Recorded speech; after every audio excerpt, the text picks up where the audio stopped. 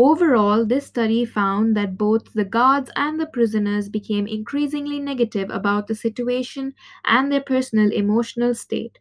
Also, the interactions between the guards and prisoners tended to be negative and hostile. After a point, prisoners became passive and guards became more active. Prisoners reported they had thoughts of harming others as the simulation progressed. 5 prisoners had to be released because of extreme emotional depression, which included crying, rage, high anxiety, and the development of a psychosomatic rash. Only 2 prisoners were not willing to give up their $15 paid to be released. The simulation had to be terminated on day 6. The prisoners were happy about this, but the guards were enjoying the extreme control and did not want to give it up. The self evaluations conducted later revealed that all participants began to internalize the situation. It was reported by Zimbardo that the ethical quality of this experiment is highly questionable. It holds a very low grade in terms of fulfilling ethical criteria at this moment in time. At that time, it was considered normal because there were no major laws. However, if we shed light into the experiment with laws that are existing now, the experiment starts to draw some red flags. First of all, when some subjects requested to leave the investigation, their request should have been granted. Their consent form was broken because they were physically harmed, although they were confirmed that this would not happen.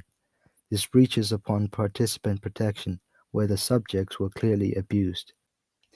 Philip Zimbardo himself has said that The participants did suffer considerable anguish, and the experiment resulted in such extreme stress and emotional turmoil that 5 of the sample of initially healthy young prisoners had to be released early.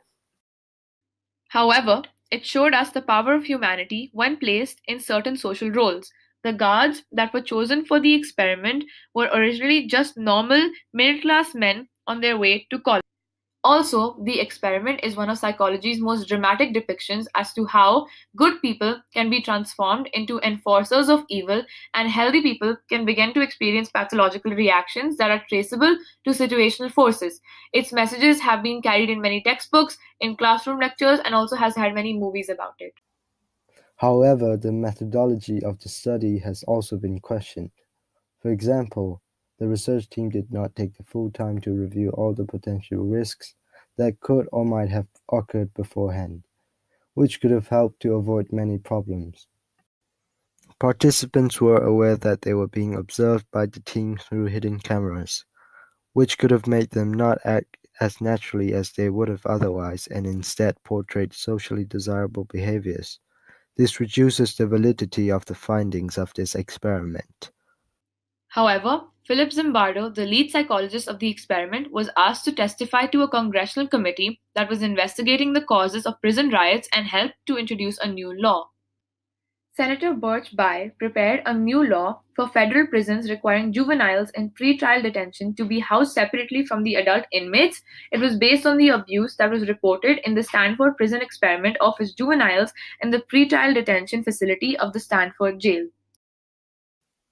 Moreover, interviews conducted on the guards and the prisoners years after the experiment offered insight into the actual instructions of Zimbardo and his colleagues, and what actually happened in the Stanford prison. The interview with Dave Eshelman, the abusive guard, was one of the most interesting. With little remorse, he recounted how he made a calculated decision to play a role and wanted to give the researchers something to work with. Another guard, John Mark, felt as though Zimbardo was trying to manipulate the experiments to get the dramatic results. He felt that the experiment was never meant to go on for 2 weeks, and that Zimbardo just wanted to shake the experiment however he felt right. Richard Yackel provided great insight into the investigation of the experiment. He was the prisoner that had begged to be let out before the parole ended.